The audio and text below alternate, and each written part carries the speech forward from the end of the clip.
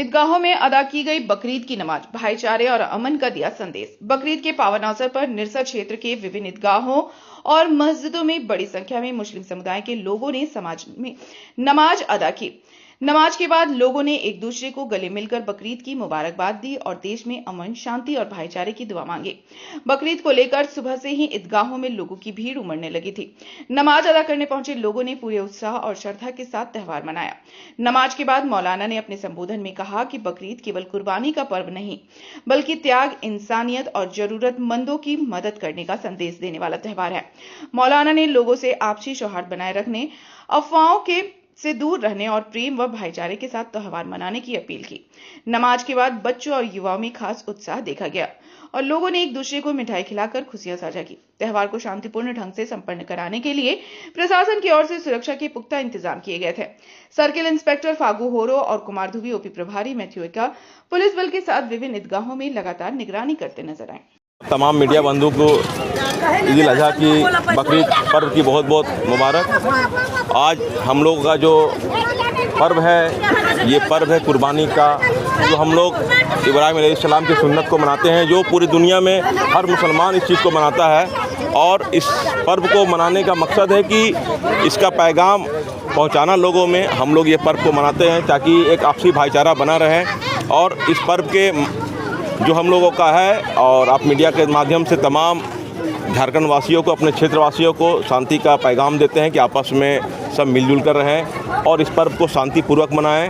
हम लोग ऐसा कोई काम, ऐसा कोई नहीं करें जिससे किसी धर्म को, किसी समाज को ठेस पहुंचे।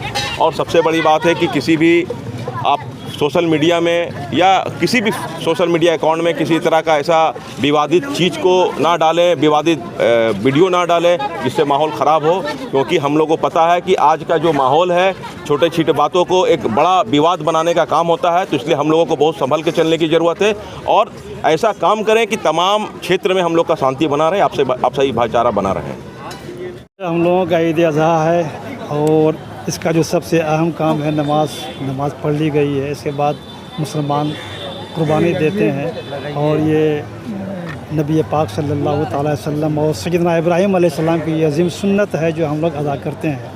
ये कुर्बानी सिर्फ़ एक त्यौहार नहीं, पर्व नहीं, बल्कि अगर देखा जाए तो ये कुर्बानी हमारे लिए एक तहज़ीब भी है और एक समाज के लिए मुकम्मल तौर पर भरण पोषण का इंतज़ाम भी करता है।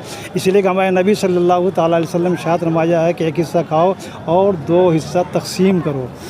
एक हिस्सा अपने दोस्तों अहबाब में और एक हिस्सा जो है गुरबा फ़ुक़रा मसाकिन में।